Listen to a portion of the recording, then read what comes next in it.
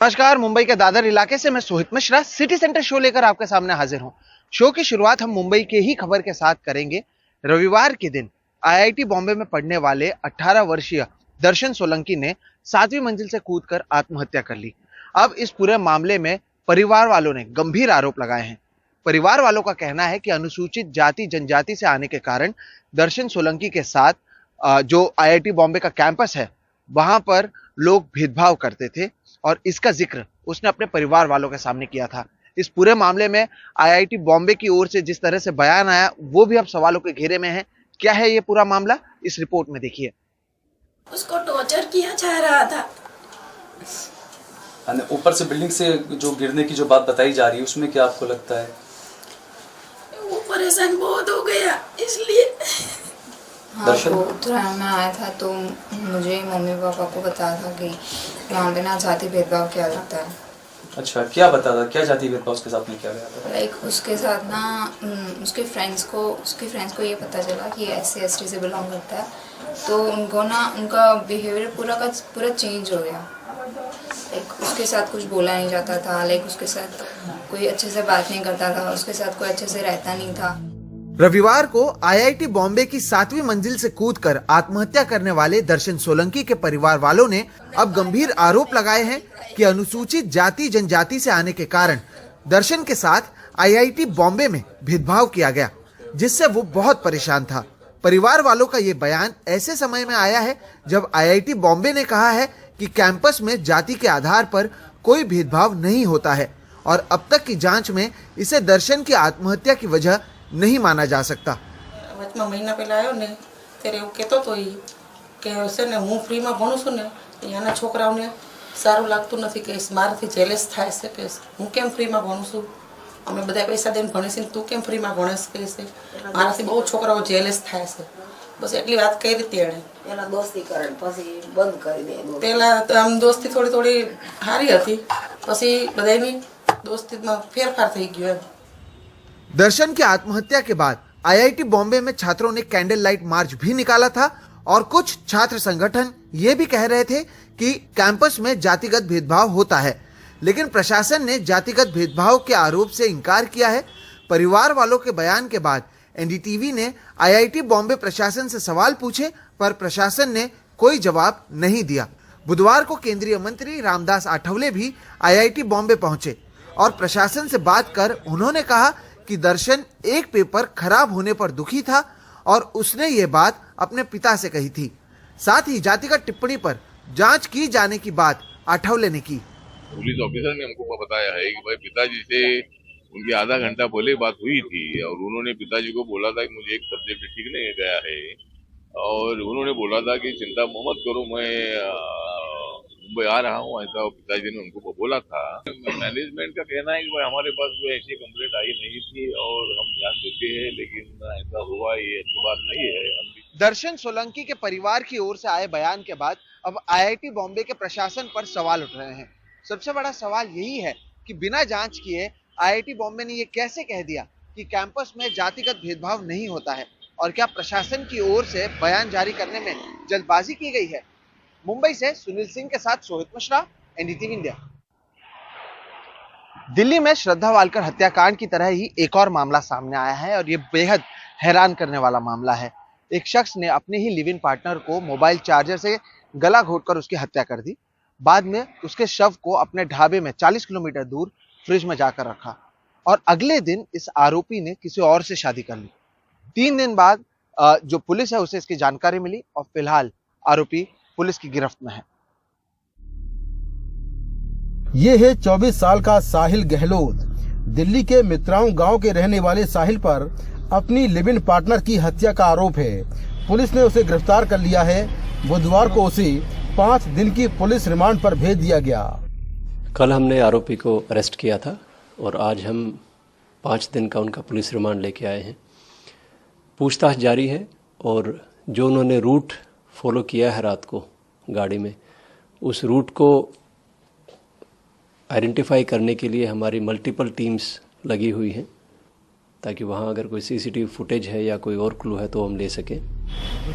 पूछताछ में साहिल ने बताया कि 9 फरवरी को वो अपनी प्रेमिका निक्की यादव को बिंदापुर से इसी वर्ना कार में लेकर कश्मीरी गेट इलाके में गया। कार में ही उसका निक्की से झगड़ा हो गया। इसके बाद उसने मोबाइल के चार्जर से निक्की का गला घोंट दिया और फिर उसके शव को लेकर कश्मीरी गेट से 40 किलोमीटर दूर अपने गांव के बाहर इसी ढाबे में आया और शव को फ्रिज में छिपा दिया। दिल्ली के मित्राओं गांव के बाहर ये वही ढाबा है जो कि आरोपी साहिल गहलोत का है। निक्की यादव की हत्या करने के बाद वो कश्मीरी गेट इलाके से अपनी वर्ना कार से निक्की का शव लेकर अपने इसी ढाबे में आया और उसने शव को ढाबे के अंदर फ्रिज में रख दिया। उसके बाद अगले दिन यानी 10 फरवरी को उसने किसी और लड़की से शादी कर ली और घर से गायब हो गया। आरोपी की डीएनए प्रोफाइलिंग कराएगी।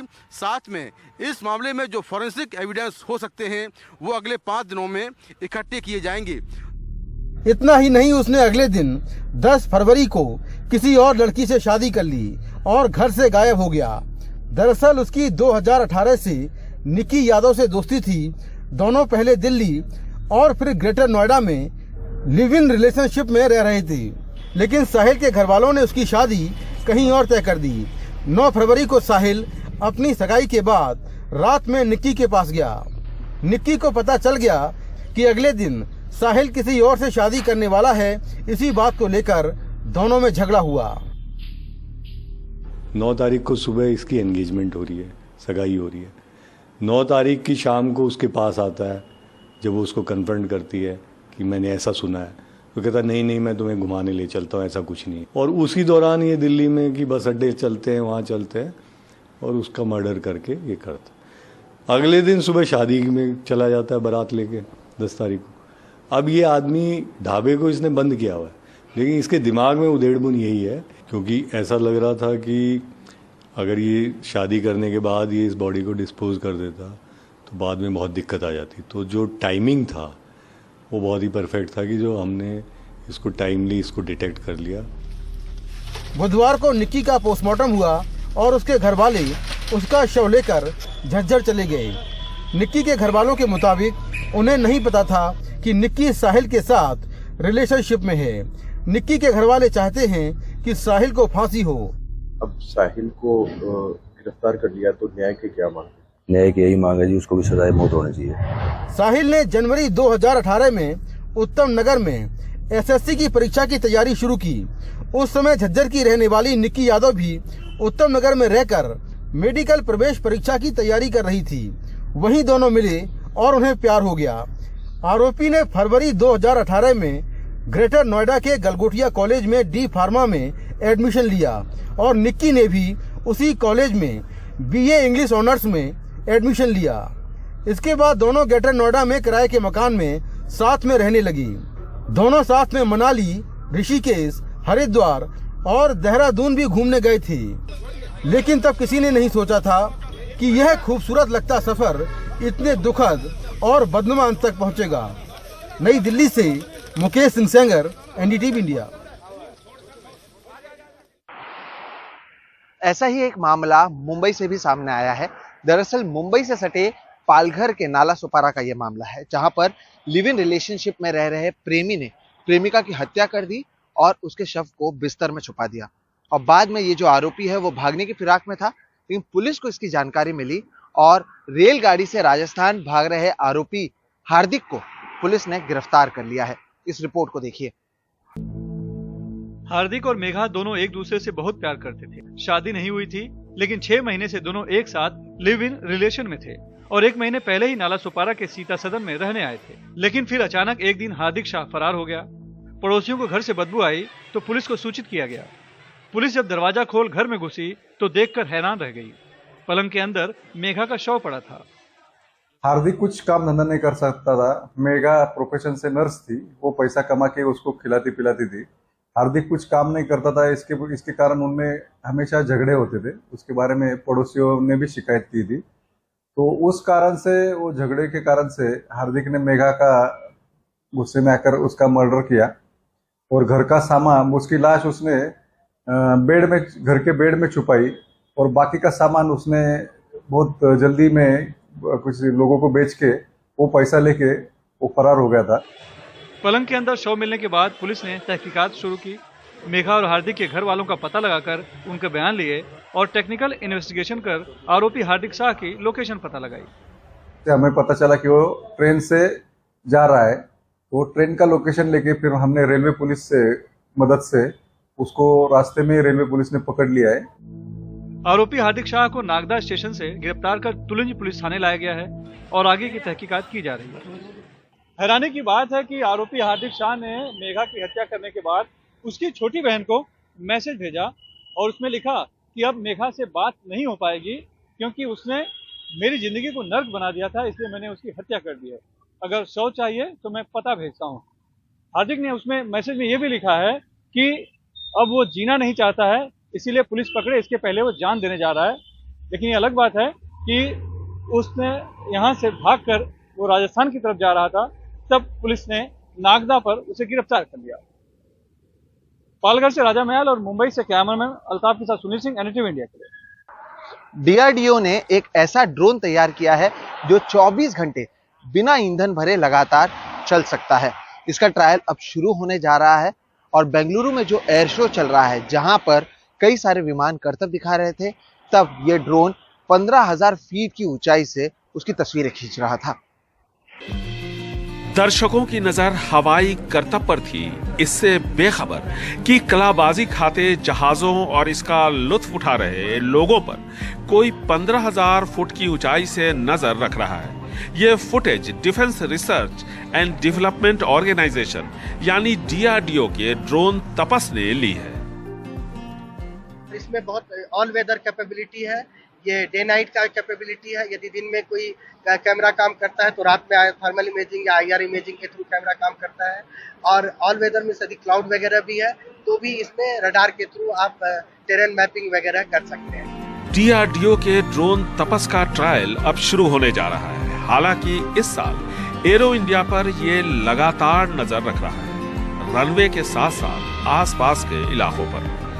तपस एक बार में 1000 किलोमीटर की दूरी तय कर सकता है, 30,000 फुट की ऊंचाई पर उड़ सकता है और बगैर दोबारा ईंधन भरे 24 घंटे उड़ान भरने में सक्षम है। 224 किलोमीटर की रफ्तार से 2,800 किलोग्राम वजन के इस ड्रोन में डबल इंजन है। इसी तर्ज पर हथियारों से lace Archer next generation drone अपने अंतिम फेज में है, जिसे अगले साल ट्रायल के लिए उड़ाया जाएगा, जो कि 300 किलो का पेलोड लेकर अपने लक्ष्यों को भेज सकता है। सवाल ये उठता है कि जब तपस को बनाने में 8 साल लगे तो इसका हथियार वाला वर्जन इतनी जल्दी तैयार कैसे होगा। जो भी टेक्नोलॉजीज हमने वहाँ पे डेवलप करी हैं, तो हमने उन सारी टेक्नोलॉजीज के ब्लॉक्स को अब उसको मास्टर कर लिया। टेक्नोलॉजी रेडीनेस लेवल बहुत हाई हो गया है, तो उसकी वजह से हम ये वाला जो एयरक्राफ्ट है 1.5 साल के अंदर हम इसको ट्रायल्स के लिए रेडी कर पाए। एरो इंडिया में तपस बगैर किसी बाधा के लगातार लाइव फुटेज बारीकी के साथ कंट्रोल रूम को भेज रहा है, जो इसकी क्षमता और दक्षता का प्रमाण है। 300 किलोग्राम पेलोड के साथ ये ड्रोन 24 घंटे तक हवा में रह सकते हैं, सर्विलेंस कर सकते हैं और साथ ही साथ दुश्मन के ठिकानों पर हमला भी। जो जानकारी यहाँ हमें दी गई है, इसके मुताबिक दुनिया के कई देशों के रक्षा विशेषज्ञों ने इस प्रोजेक्ट में दिलचस्पी दिखाई है, यानी कमीशन होने से पहले ही बाजार तैयार है। बेंगलुरु से कैमरामैन गोविंद मूर्ति के साथ निहाल किदवई, NDTV इंडिया। दिल्ली के बाद अब पंजाब में भी चुनी हुई सरकार और राज्यपाल के बीच टकराव शुरू हो चुका है। भगवंत मान और राज्यपाल बनवारी लाल पुरोहित के बीच तलवारें खिंच गई हैं। शरद शर्मा की इस रिपोर्ट को देखिए। पंजाब ਨੂੰ ਜਿਹੜੇ ਜਿਨ੍ਹਾਂ ਨੇ ਚੁਣਿਆ ਉਹੀ ਫੈਸਲੇ ਕਰਨ, ਇਲੈਕਟਡ ਕਰਨ, ਨਾ ਕਿ ਸਿਲੈਕਟਡ ਕੋਈ ਵਿੱਚ अपनी टांग अड़ाउण कि आ क्यों हो गया, आ ना हो गया। पंजाब के मुख्यमंत्री भगवंत मान का ये तंज राज्यपाल बनवारी लाल पुरोहित के लिए है। दिल्ली के बाद अब पंजाब में भी सरकारी स्कूल शिक्षकों की विदेश में ट्रेनिंग को लेकर मुख्यमंत्री और राज्यपाल में टकराव पैदा हो गया है। 13 फरवरी को राज्यपाल ने मुख्यमंत्री को चिट्ठी लिखी, पूछा कि जिन प्रिंसिपलों को सिंगापुर में ट्रेनिंग के लिए भेजा गया उनके चयन की प्रक्रिया क्या थी, प्रिंसिपलों की सिंगापुर में ट्रेनिंग और आने जाने पर कितना और कैसे खर्च हुआ। चेतावनी भी दी कि अगले 15 दिन में जवाब ना मिला तो वो कानूनी सलाह लेंगे। मुख्यमंत्री भगवंत मान ने उन्हें याद दिलाया कि ये विषय राज्य का है। लगे हाथ उनकी नियुक्ति के तरीके पर भी सवाल खड़े कर दिए।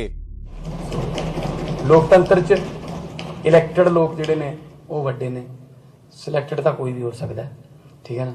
सो उन्हां नाल भी कोई नहीं सुधार लांगे, आ जाणगे ली ते, क्योंकि कई बार इधरों उधरों कोई कह दिंदा ऐ लिख दो ऐ लिख दो, वो चंगा नहीं लगता। कानून फिर सानू भी पता फिर फिर सो कानून तो फिर सारे वास्ते एक ही है। सो ਜਿਹੜੇ ਕਾਨੂੰਨ ਰਾਹੀਂ ਉਹ ਰੋਕਦੇ ਨੇ, ਉਸ ਕਾਨੂੰਨ ਰਾਹੀਂ ਉਹਨਾਂ ਨੂੰ ਅਸੀਂ जवाब भी दे देंगे।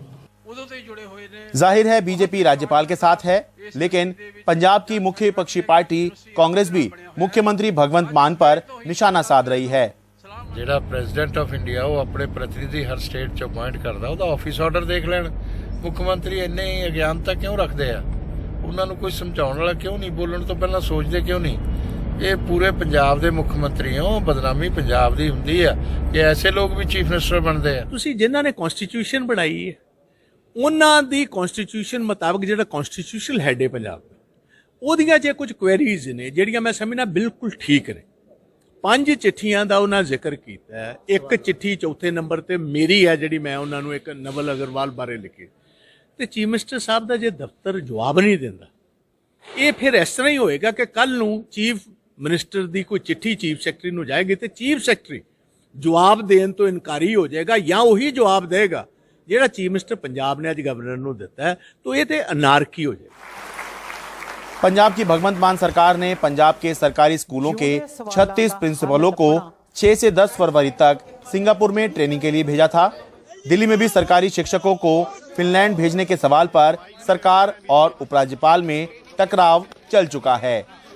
पंजाब एक पूर्ण राज्य है जबकि दिल्ली पूर्ण राज्य नहीं है।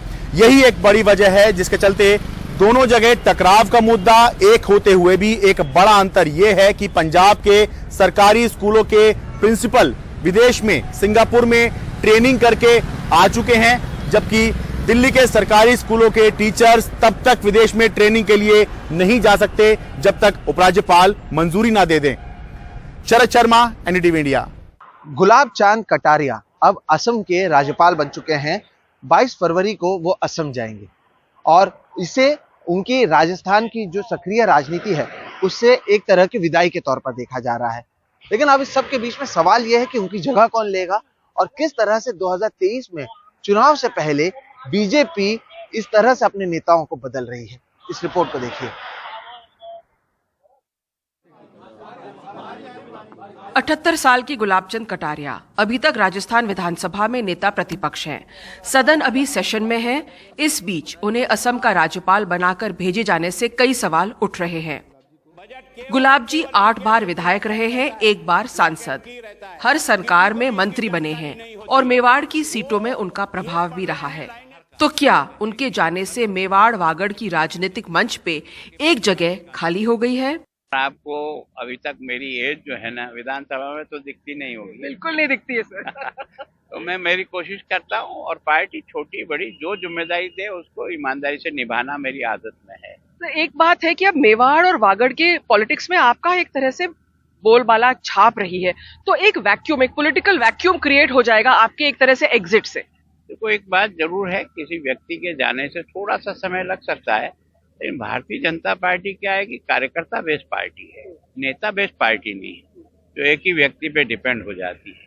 और इसके कारण से उसकी जगह भरने वाले एक नहीं 5 मेरे जैसे बड़े कार्यकर्ता हैं, उनको मौका मिलेगा तो वो भी पब्लिक में अपने आप को खड़ा कर देंगे। सवाल है ये दूसरा कौन है? सबकी नजर वसुंधरा राजे सिंधिया पर है, जिनकी केंद्रीय नेताओं से खींचतान भी चर्चा में रह चुकी है और एक दौर में कटारिया से टकराव भी। तो क्या चुनाव से पहले पार्टी उनकी वापसी तय कर रही है? वैसे नेता और भी है। बीजेपी प्रदेश अध्यक्ष सतीश पूनिया, उपनेता राजेंद्र राठौड़ और कई सांसद। किसी पर भी दाव खेला जा सकता है। जाहिर है राजस्थान की कमान अब केंद्र के हाथों में है। संसदीय बोर्ड ही तय करेगा कि राजस्थान के अंदर बीजेपी का नेता प्रतिपक्ष कौन रहेगा, लेकिन संसदीय बोर्ड भी प्रदेश के तमाम नेताओं से चर्चा करने के उपरांत ही सर्वसम्मति से निर्णय करेगा। हमेशा बदलाव एक सतत प्रक्रिया है, संगठन हित में और चुनाव नजदीक होते हुए जो भी आवश्यक होगा वो हमारा केंद्रीय नेतृत्व कदम उठाएगा। राजस्थान से गुलाब चंद कटारिया की विदाई अपने आप में काफी महत्वपूर्ण है। राज्य में साल के अंत में चुनाव होने वाले हैं और भाजपा में राजनीतिक उठापटक का ये शायद पहला संकेत है। जयपुर से Harsha Kumari Singh, NDTV India. City centre में फिलहाल वक्त है एक ब्रेक का। ब्रेक के बाद आपको दिखाएंगे फिर आ रहे हैं चीते।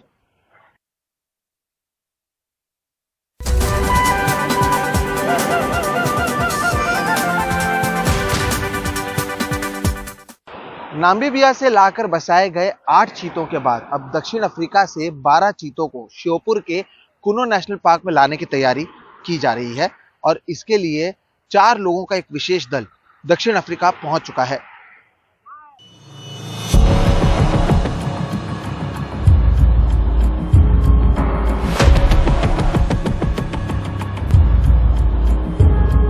दक्षिण अफ्रीका से कूनो आने वाले खास मेहमानों के लिए 30 बाई 50 के 10 अलग अलग बाड़े तैयार हैं, जिन्हें लगभग बोमा की शक्ल दी गई है। दक्षिण अफ्रीका से 12 चीते 18 फरवरी को कूनो पहुंच जाएंगे, जिसमें 7 नर और 5 मादा हैं। इन्हें भारतीय वायुसेना के कार्गो विमान में जोहानिसबर्ग से ग्वालियर ले जाया जाएगा। वहां से वायुसेना के हेलीकॉप्टर से वो कूनो पहुंचेंगे। क्वारंटाइन बोमा जिसमें कि सबसे पहले ला करके रखना है, हमने 8 और 2 10 क्वारंटाइन बोमा तैयार करके रखे हुए हैं, क्योंकि उसमें कुछ कोलिएशन वाले भी एनिमल हैं। और हमारे यहाँ से अमृतांशु सिंह ACF वो गए हैं, जोहानिसबर्ग से लेकर के आना है। बड़े बाड़ों में स्थानांतरित करने से पहले कम से कम 1 महीने के लिए 12 चीतों को बाड़े में ही खाना दिया जाएगा। इनके आने के बाद नामीबिया से आए कुछ चीतों को खुले जंगल में छोड़ा जा सकता है। एनडीटीवी से खास बातचीत में मुख्यमंत्री शिवराज सिंह चौहान ने पहले ही संकेत दिया था कि फरवरी से ही चीतों को देखने पर्यटक आ सकते हैं। देखिए, मध्य प्रदेश इस समय टाइगर स्टेट है, लेपर्ड स्टेट है, बल्चर स्टेट है और अब चीता स्टेट भी है।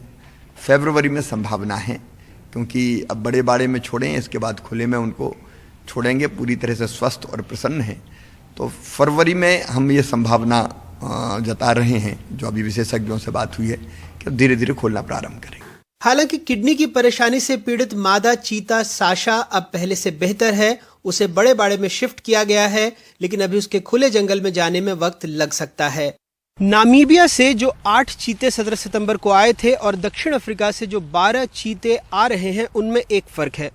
जो दक्षिण अफ्रीका के चीते हैं वो सारे जंगली हैं, जबकि नामीबिया से जो कुछ चीते आए थे उनको संरक्षित तरीके से रखा गया था। ऐसे में उन्हें जंगल के अनुरूप ढलने में कुछ वक्त लगा। एक और खबर है कि नामीबिया से आए 3 मादा और 2 नर चीते एक साथ एक बाड़े में रह रहे हैं। जानकारों का कहना है कि उनका कुनबा बढ़ने के संकेत दे रहा है। भोपाल से कैमरा पर्सन रिजवान खान और अजय के साथ अनुराग द्वारी, एनडीटीवी इंडिया। तो वहीं सिटी सेंटर में आज फिलहाल इतना ही। आप मुझे, मेरे वीडियो जर्नलिस्ट संजय मंडल और हमारी पूरी टीम को दीजिए इजाजत। देश और दुनिया की बाकी खबरों के लिए आप देखते रहिए सिर्फ एनडीटीवी इंडिया। नमस्कार।